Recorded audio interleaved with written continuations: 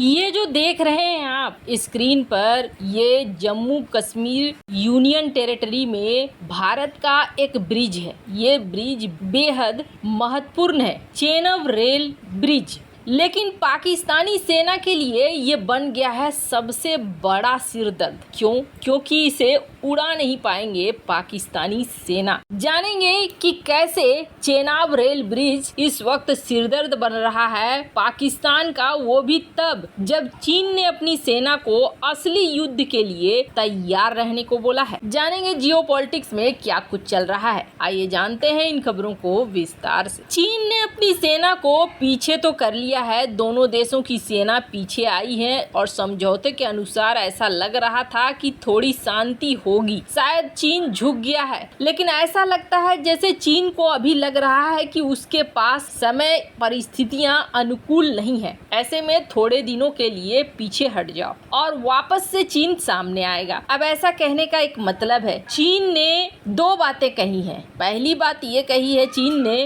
कि अपनी सेना को कहा है कि तुम तैयार रहो असली युद्ध के लिए। चीनी सेना को असली युद्ध पर फोकस करना है। अब ये किसके खिलाफ तैयारी हो रही है? क्या ताइवान के खिलाफ या भारत के खिलाफ? चीन के राष्ट्रपति शी जिनपिंग का मकसद है चीनी सेना पीपुल्स लिबरेशन आर्मी को दुनिया में सबसे ताकतवर बनाना। और अब इस तहत उन्होंने सीधे सीधे अपनी सेना को ये कहा है कि हमारा तनाव कई देशों से है और ऐसे में आप असली युद्ध के लिए तैयार रहो। अब इस कई देश में चीन के दुश्मनों में आता है भारत, जापान, अमेरिका, ताइवान। अब जिनपिंग पूरी तरीके से जोर दे रहा है कि सेना को हर हाल में मजबूत किया जाए और इस तरीके से बनाया जाए कि असली युद्ध को लड़ सके। एक तरफ जहां जिनपिंग ने ये बात कही, वहीं दूसरी तरफ जिनपिंग ने ताइवान को लेकर नरमी दिखाया और जिनपिंग ने ये कहा, गृह युद्ध के समय हमारा मातृभूमि दो टुकड़ों में बट गया, एक ताइवान बन गया, एक चीन बन गया। लेकिन इसका मतलब ये नहीं है कि बहुत लंबे समय तक हम अकेले अकेले रहेंगे, बल्कि हमें मिलना होगा। हालांकि चीन की इस बार जो बात हो रही थी, उस बातचीत में जिनपिंग में काफी नरमी देखने को मिली। जिनपिंग ने इस बार ये नहीं कहा कि हम युद्ध करके ही इस्तेमाल करेंगे। जिनपिंग ने ये कहा कि हम किसी न किसी तरीके से कोशिश करेंगे कि शांतिपूर्ण तरीके से ही हम दोनों देश एक हो जाएं। वैसे ये बयान तब आया है जब बाइडेन ने सीधे सीधे कह दिया था कि चीन अगर ताइवान पर हमला करेगा तो अमेरिकी सेना ताइवान को बचाने के लिए उतरेगी। और सिर्फ बाइडेन ने ये बात कहा ही नहीं था, जहां ये सब कुछ हो रहा था वहीं एक दिन पहले अमेरिका और कनाडा के युद्धपोत ताइवान स्ट्रेट से गुजर रहे थे। चीन ये भांप चुका है कि ताइवान पर हमला करना मतलब जिस तरीके से रूस यूक्रेन की लड़ाई शुरू हो रही है, वैसा ही करना चाहता है अमेरिका ताइवान और चीन के मामले में। तो फिर जिनपिंग ने ये आदेश किसके लिए दिया? किसको जिनपिंग निशाने पर लेना चाहते हैं? तो अब यहाँ पर ऐसा लग रहा है जैसे अपनी सेना को असली तौर पर तैयार होने की बात चीन ने भारत के खिलाफ कही है। वैसे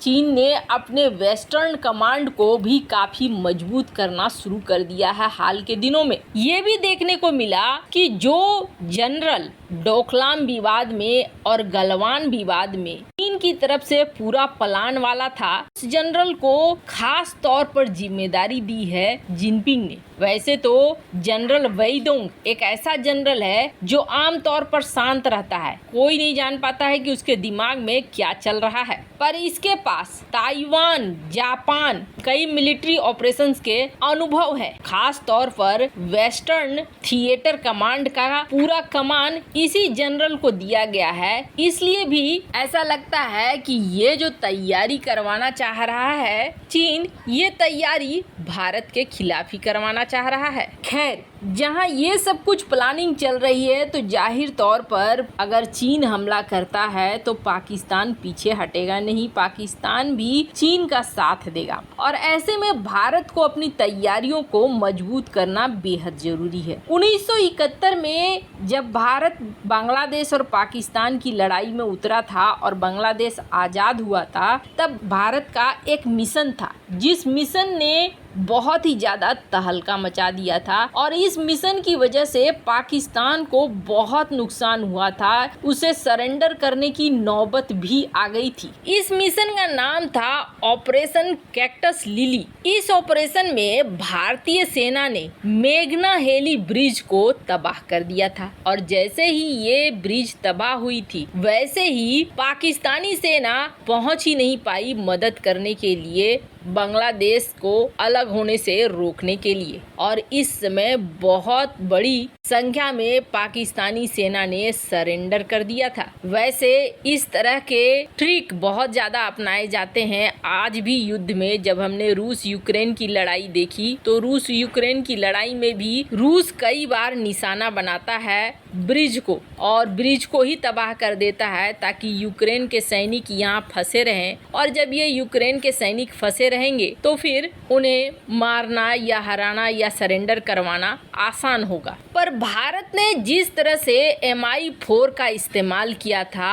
ऑपरेशन कैक्टस लिली में और तबाह कर दिया ब्रिज, जिसकी वजह से बड़ी संख्या में सरेंडर हो गए, ऐसा तो पाकिस्तान भी करेगा। भारत ने दरअसल एक प्लान बनाया जिस प्लान के तहत जब अटल बिहारी वाजपेयी पीएम थे तभी ये कहा गया कि चेनाब नदी पर हम एक ब्रिज बनाएंगे और चेनाब नदी पर जब ये ब्रिज बनेगा तो ये पूरे इलाके को जोड़ेगा। ब्रिज हो जाने से सबसे बड़ा फायदा ये होगा कि हमें सैनिकों को जगह पे पहुंचाना बेहद आसान होगा। और स्क्रीन पर आप देख सकते हैं ये जो ब्रिज है, ये ब्रिज जिस जगह पे बनाए जाने की बात हो रही है वो पाकिस्तान से सटा हुआ है। पाकिस्तानी बॉर्डर से मात्र 60 किलोमीटर दूर है ये ब्रिज। और इस ब्रिज की खासियत ये है कि इस ब्रिज को इस्तेमाल करके भारतीय सेना बहुत तेजी से बॉर्डर के पास पहुंच सकती है। ये पूरे इलाके को जोड़ने का काम कर रहा है। पर एक्सपर्ट, आपको याद होगा दिल्ली मेट्रो का जिन्होंने पूरा डिजाइन और निर्माण करवाया, श्रीनिवासन, जिन्हें पद्मश्री भी मिल चुका है, उन्होंने कहा था कि इस ब्रिज को मत बनाओ। इस ब्रिज को बनाने में सबसे बड़ा खतरा ये रहेगा कि पाकिस्तानी सेना इस ब्रिज को निशाने पर ले सकती है। पर अब भारत ने DRDO के साथ मिलकर इस ब्रिज को बना दिया है ब्लास्ट प्रूफ,